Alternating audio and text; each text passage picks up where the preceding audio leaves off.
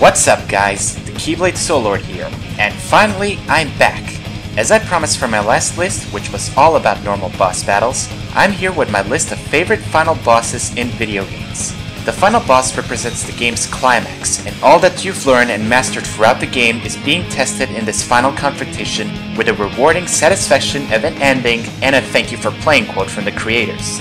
So here are my top 15 final bosses in video games.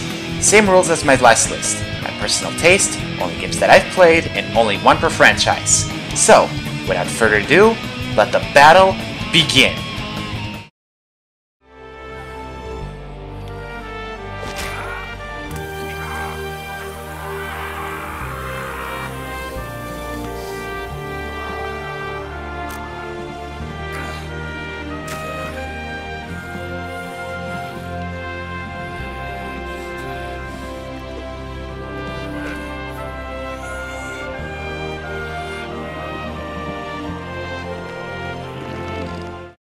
Super Mario World. This was one of my first video games I've played in my childhood, and every time I play it brings back so many memories. I even have it on my Wii U to play it again over and over. So what happens after beating all the Koopalings? Big Bad Bowser on his Koopa Clown car. From the moment you enter that door, you're on top of a castle, in the middle of a thunderstorm, hearing this intense music playing, and Bowser slowly appearing and ready to fight. Although this battle is more basic than any of the recent Bowser battles, I just can't help but feel the intensity of the fight. The setting, the music, everything is on in this battle. There are 3 phases to this fight. In the first phase, Bowser will fly around the area back and forth and jump some Mega Koopas to attack you. All you have to do is jump on them, grab them, and throw them over Bowser's head 2 times. Before the next phase, Bowser will fly out and drop flames at you and comes back for another go. Before each phase, Peach will throw an extra mushroom to help you fight Bowser. See Peach haters? She can be useful even for a final battle. In the second phase, Bowser will fly constantly above you and attempt to drop a huge ball to crush you. Then comes the third phase, and that's when Bowser had enough. He will attempt to crush you with his huge weight by bouncing around the area. So you have to be quick on where and when to dodge his attacks. Throw 2 more Mecha Koopas on him and it's game over for Bowser. So many memories.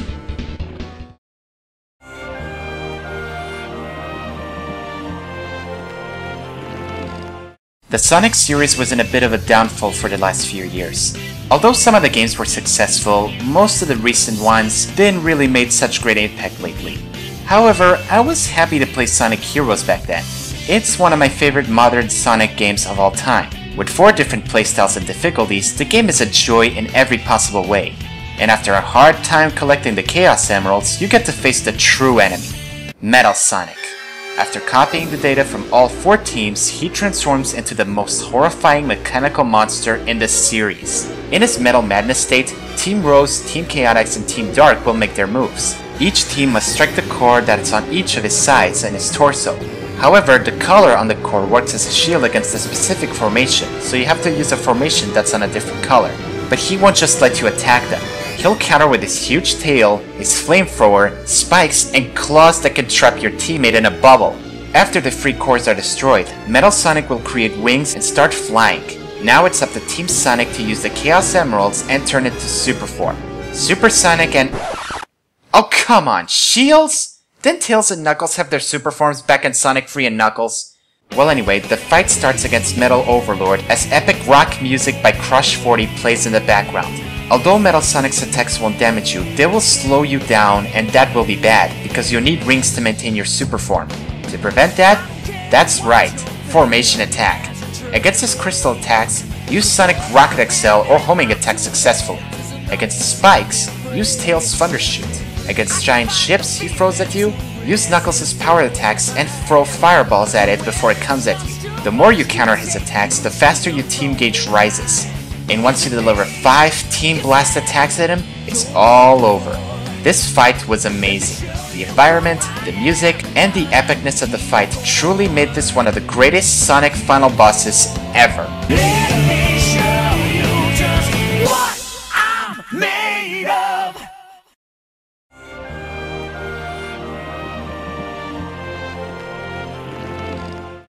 Black Rock Shooter the game is still one of my favorite PSP games. The RPG system works amazingly well and the boss fights were incredibly fun and challenging. And after defeating all members of the 7 Apostles, only one last obstacle stands in your way. White Rock Shooter. As soon as you reach her, you find out that White Rock Shooter was behind all that's happened throughout the game. Alien invasion, the 7 Apostles, her purpose is sing love, and was the source of Professor Gibson's cloning process, creating the Greys and ultimately the White. In other words, White Rock Shooter is Stella's mother, and now she wants to play the games she wanted to play for a long time, fighting her perfect clone, that being Stella, the Black Rock Shooter. And it's on! In her first phase, she fights with her mechanical wings and her scythe. She will attempt to slash you up, boost her attack and regenerate her health, throw slashing shockwaves, and even use Dead End, which is a series of bullets firing at you and it's really difficult to dodge them all. But then her second phase comes up. Her wings grow more powerful and she brings out her own rock cannon and she fires that thing like a dangerous typewriter. She can buff herself up with an immunity shield that works against Black Rock Shooter's skill attacks, and use her ultimate attack, the Grateful Sun Ray, in which her wings and cannon turns into a giant turret cannon and fires a huge fireball that splits into 4 and then turns into bullets going at Black Rock Shooter, in which you have to either dodge or block to prevent getting heavy damage. Then the final confrontation happens, and you have to be super quick to type that X button like crazy until you deliver the epic final slash attack. Game over, Sing Love. Game over.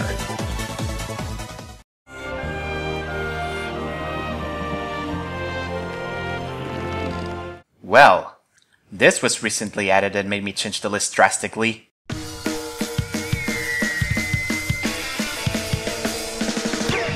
Yup, Splatoon.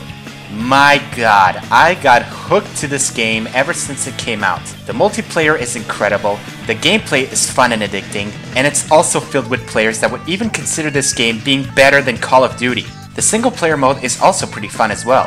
Fighting against the Octarians did provide a good time and also gave us some interesting level designs and boss battles. And the final boss, DJ Octavio, is no exception.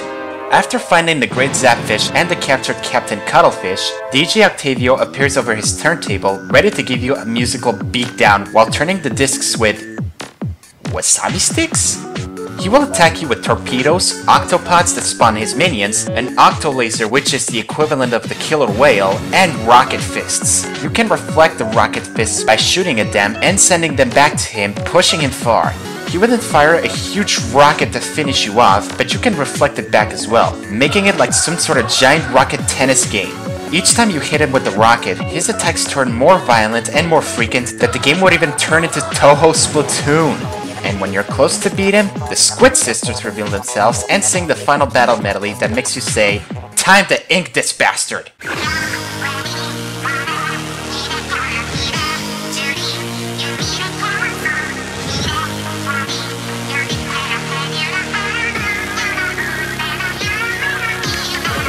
And after the final rocket tennis, you can finally ink DJ Octavio to oblivion, return the Great Sapfish to where it belongs, and enjoy shooting ink at the credits till you see a great man's name in it. Rest in peace, Mr. Iwata. Rest in peace.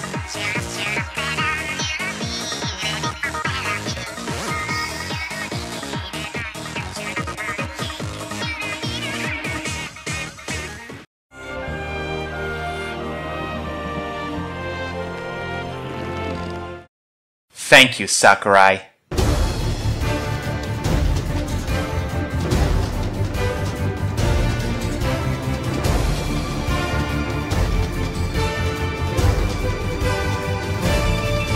Oh my god, Super Smash Bros. Wii U has gone far and wide to be arguably the most hyped up and most fun fighting game of all time.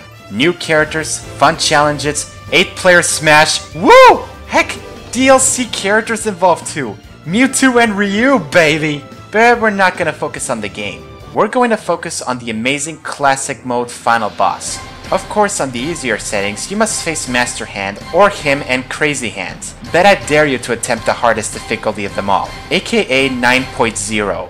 After fighting your way on the hard fights, you reach Master and Crazy Hands again. Only this time, after hitting them enough times, you reveal his true self. Master Core. Master Core on the hardest difficulty will attack you in 5 phases. Master Giant, in which he'll attack you with roars, electric slashes, cross bombs, and even lift the whole stage to the giant bullets. Master Beast, where he can shock you, bite you off, or send you upward with his stage spike. Master Edges, where he can slice you up into ribbons or send you off the edge of the screen. And Master Shadow, where he creates a dark clone of you and uses your own attacks against you. But in his most dangerous form, Master Fortress! This is where the true challenge comes in. You must fight your way against the dark creatures, which consist of spiders, turrets, plasma balls, and swordsmen with shields, while avoiding getting hit by the acid lava. Because if you do, not only would it deal a whole lot of damage, but it will also instantly kill you if your damage percentage is over 100%. After destroying all 4 cores, you get the satisfaction of sending Master Core to infinity and beyond!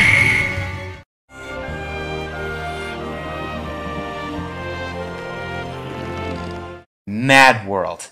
My god, is it brutal. Despite the black and white artwork, the game rules in its violent gameplay and incredible boss fights. Awesome rock on! After defeating all the bosses, only one guy stands in your way. The guy who always comes back to life after getting killed as a demonstration of all the bloodbath challenges, Black Baron. The fight starts with you and Baron in the middle of a boxing ring. He will start by throwing punches like an amazing boxer, and sometimes can send you out of the ring with his huge drop kicks. If he does, Matilda, his assistant, will send you back with a spiked bat on the back. After the clash, Black Baron will go from a King Pimp to a Black Hulk. His attacks range from a wind charge to deliver a huge fist at you, falcon punches to the face, uppercuts that would send you to the skies, and a huge dive kick that would knock you out of Death Watch and send you all the way to Africa. After you drain his health to 0 and the final quick time event, you can send into the crowd, making him come back, pimp slap him, and then land a home run to the bullseye. Need I say more? It's completely crazy!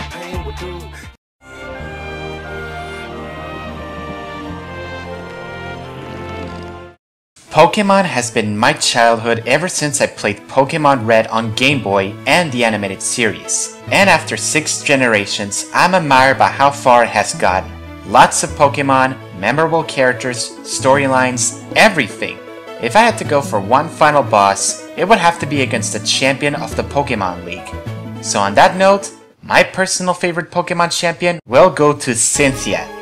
Out of all the champions from all the Pokemon games I've played so far, none of them appeal to me more than this blonde beauty which has an interest for mythology of the legendary Pokemon.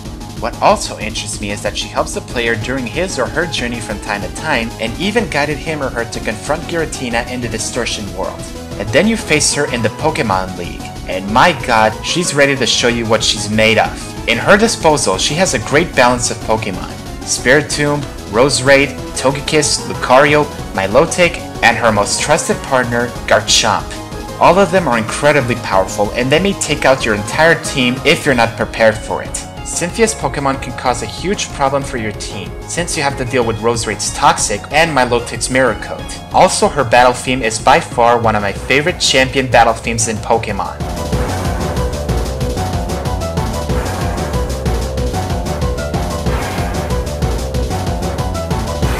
Once you defeat her, not only you become the new champion, but you also receive the respect of a wonderful and beautiful woman.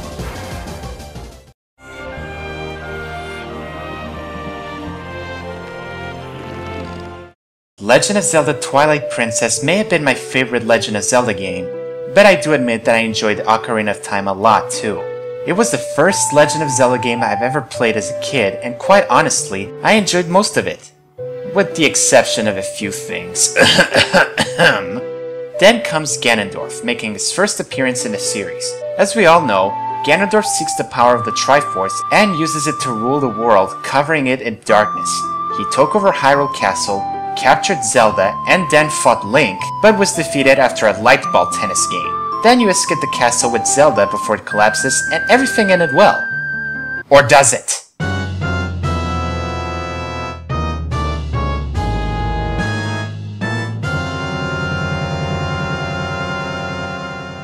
Ganondorf turns into... The King of Porkness.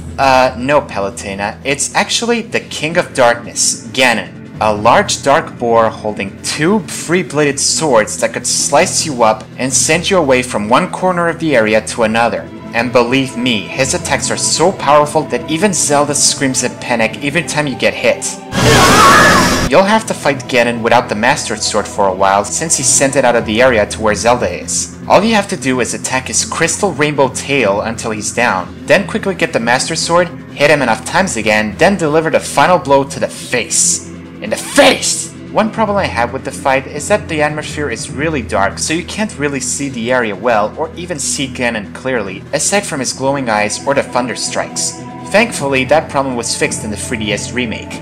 Overall, despite the dark environment, this fight had an epic conclusion to Ocarina of Time, and left us in suspense to the next generations of the Zelda series.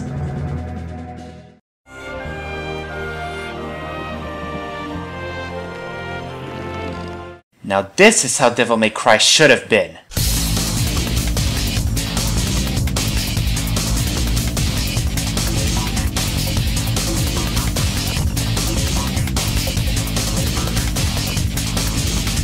I hadn't got the chance to play this game until I got the special edition version, and when I played it, it was stylish. The action is fast-paced, the combat is incredible, Dante is incredibly manly, unlike Brooklyn Washoff there, and of course, amazing boss battles.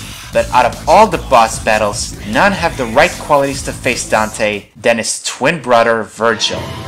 After defeating Arkham in the most epic gunshot ever, Jackpot. Dante and Vergil stand face to face against each other. Vergil will stop at nothing to get the power he wants, and you're in his way to obtain it. Vergil fights in the same fashion as the previous fights he had with you, only this time he wields both his katana and Sparta's sword, and is faster and stronger than before. He also obtains a wide variety of new abilities, such as a faster teleportation, more powerful sword flashes that even Sephiroth will feel proud, the ability to throw and control his sword at will, and even faster combos using both swords. And be careful with his ultimate attack. He'll surround himself in a demonic shield while entering his demon state and will attempt to do multiple dive attacks from the air. When the fight ends, Vergil stays in the demon realm, leaving Dante and Sparta's sword behind. Although they were bitter rivals, Dante and Vergil considered themselves family, no matter how different they may be. It's kinda sad that if you had a sibling and you see him go, I'd feel the same way. At least we end the game with an awesome fight against demons. I'm absolutely crazy about it!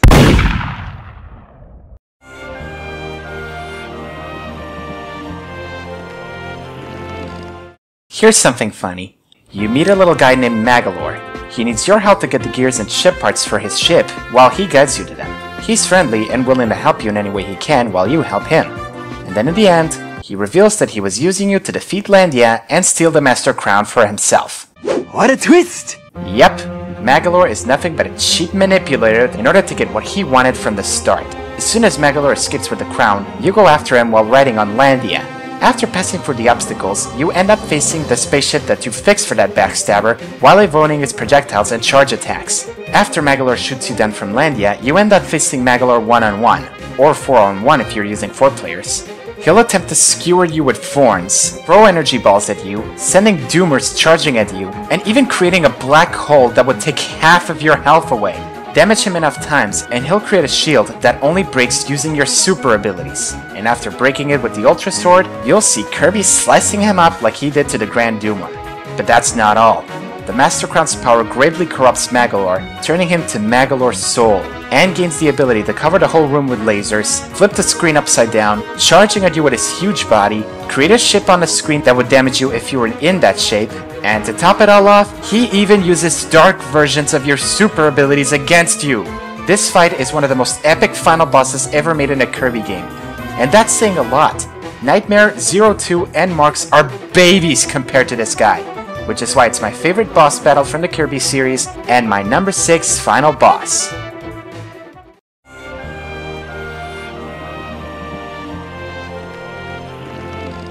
I said it before and I'll say it again. Mother Brain is dangerous. If you see my top 10 scariest Nintendo bosses list, which was my first countdown, and many of you consider me a chicken, which I'm not, Mother Brain not only looks intimidating with its gigantic size and its ferocious roar, but it's also the most dangerous boss in the game. If you thought the other bosses were challenging, Mother Brain is one you don't want to mess around. Unless you're a badass chick that wears a power suit and an arm cannon. After going for the same segment from the first Metroid game, Mother Brain will attack you with a wide variety of attacks, such as lasers from its eyes, bubble shockwaves, explosive blasts, and bombs from its mouth?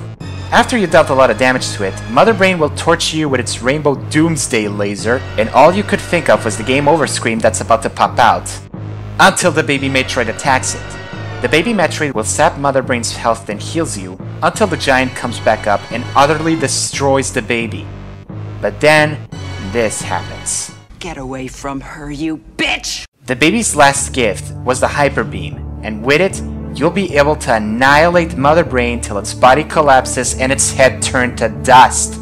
This battle played great, not only in terms of finishing off Mother Brain's evil plan, but also avenging the Metroid that saved you. Now if only Other M could have a better storyline.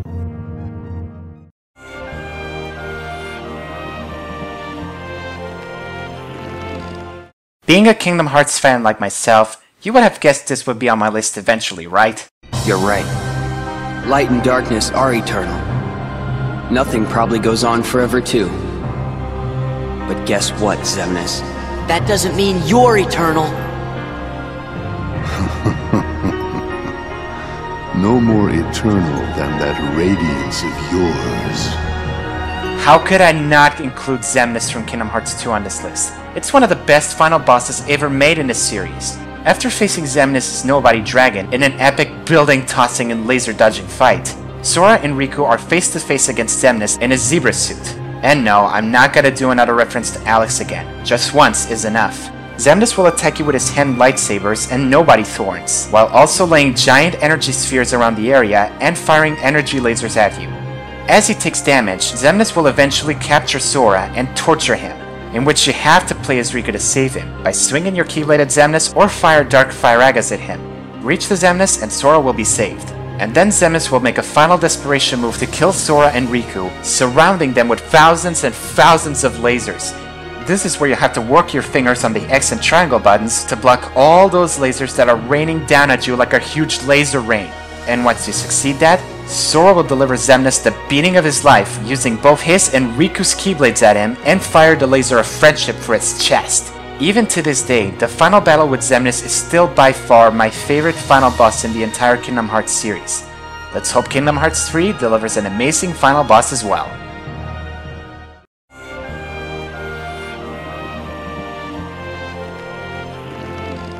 After a long journey and a difficult quest, 15 Colossi were defeated, one is still at large. Defeat it, and Mono will live again. At least that's what Chernobog here says. After losing your only companion on your journey, the skies turn grey and a storm suddenly appears. As soon as you reach the peak of the mountain, you then see what appears to be a giant fortress. However, that's not a fortress. It's the final Colossus, Malus. When I saw it move for the first time, I'm incredibly amazed by its titanic size. The battle starts right away, as Malus will fire energy bullets at incredible speeds at you, and if you don't find cover quickly, you'll take incredible damage. You'll have to use the walls and tunnels to work your way towards Malus. And as soon as you reach it, the final climb begins, and you'll proceed to stab the symbol on Malus' head. Although it seems similar to the other fights, this one is different. As you progress through the fight, you begin to wonder all of this. Did the Colossi really have to die? Was Agro's sacrifice in vain? Can Dornman really be trusted? Is this all worth it to revive Mono? All these questions are raised into your head, and emotions of anger and sadness are flowing inside you as you fight this giant. It makes the climb more difficult, but in an understandable and emotional way. And as soon as you made that final stab to Malus, you begin to realize what you've done, and you're rewarded with a tragic ending. Wonder has lost everything as he was being killed along with Dorman. And in a cruel twist of fate, Mono actually was revived and even Agro survived. But Wonder wasn't there. All that's left of him was a horned baby. All I can say about this final battle is that the difficulty isn't the game itself, but the emotions that you've experienced in this very moment are what made this final boss challenging. And that's why Malus is this high on my list.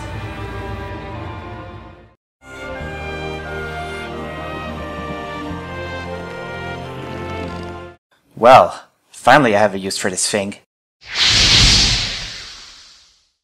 Many can argue about the final battles in the Final Fantasy series, and usually the most debated ones are between the fight against Kefka in Final Fantasy VI due to its incredible symbolism and the amazing final moment that he delivers, and the fight against Sephiroth, that the difficulty varies in your experience, and the flashy supernova attack that even blows up frickin' Jupiter, and yet it isn't enough to kill 3 people.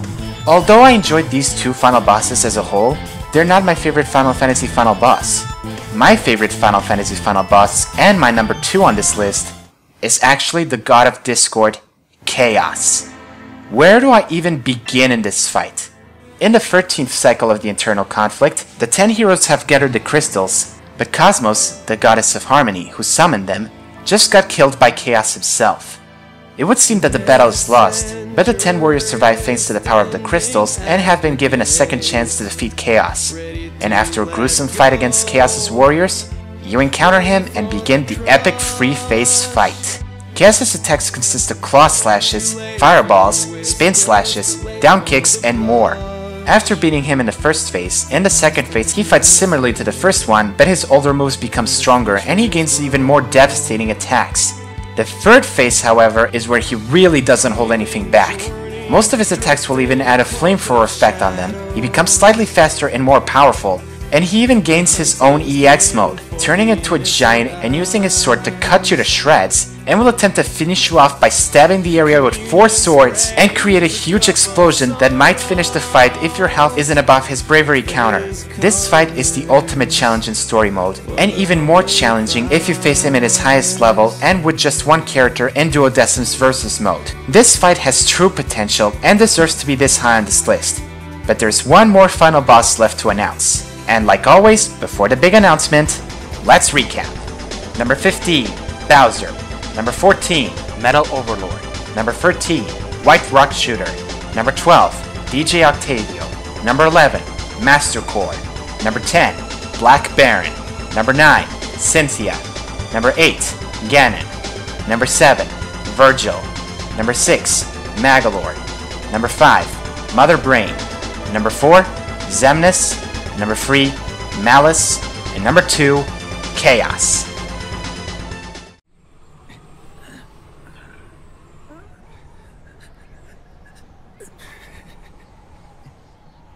You're pretty good. You're pretty good. Pretty good. For a final boss to be my number 1, it needs to have 3 facts. 1, the final boss needs to be built up. 2, a challenge must be present. And 3, a sense of total satisfaction should happen when you beat it. Even though most of my previous final bosses have some, if not all of these 3 facts are present, number 1 on my list has them perfectly balanced. So, ladies and gentlemen, I give you my number 1 final boss on my list. Zanza from Xenoblade Chronicles. Yeah, some of you may already saw this coming since I love Xenoblade Chronicles so much. But it's not because I love the game that I love this final boss. Let me give you a quick recap of how the story went so far. Throughout his adventures, Shulk meets Zanza in Prison Island in the form of a giant and negotiates with him to release the Monado's shackles in exchange for his freedom. After releasing the shackles and disappearing, the Monado's true power was unleashed and Shulk was finally able to hurt Metalface. From there, Shulk had been having nightmares about who he was and about Zanza, making him doubt himself and even sometimes lose control of the Monado. Then after defeating Eggle, Dixon, as I explained in my previous list, betrayed the party and Zanza's true self comes out of Shulk, revealing that he used him as a vessel for his resurrection, and stealing not just Shulk's Monado, but even the Monado of Mainith, the goddess of the Mechonis. After surviving the shot, Shulk and the parties travel back to Prison Island through the Bionis interior and defeated Lorifia and Dixon in the process. And then you encounter Zanza, transformed into his god form, and welcomes you. Then he attempts to offer Shulk a position to be his own disciple, but Shulk turns him down. And with that, Zanza will attempt to crush the party and extinguish all Hans from the world. And the fight begins. You first fight Zanza in his first form using both Monados. He will spawn 2 creations to attack you, deal intense damage with his extended swords, and even create spin shockwave slashes towards you. Also, the vision system that Shulk has, usually it triggers automatically when there's a risk that one of your party members will take heavy damage, status ailments, or even get knocked out. But in this fight, you'll have to time your B button correctly to see the vision, since Xenza also has the power to do it. Xenza will transform into his second form, turning himself into a giant and gaining new powerful attacks, including giant lasers, a black hole attack, and even an ability called World Reconstruct that not only changes the background but also buffs himself with a defense and attack boost. When his health is down to half, Shulk and the team start to get the upper hand and will tell Xenza that their future isn't predicted or set in stone, but the paths they walk is there to choose in an infinite number of possibilities. And like Shulk says, what's important isn't whether you can see the future or not. It's the will to make a choice, and the strength to seize your destiny. Our time has come.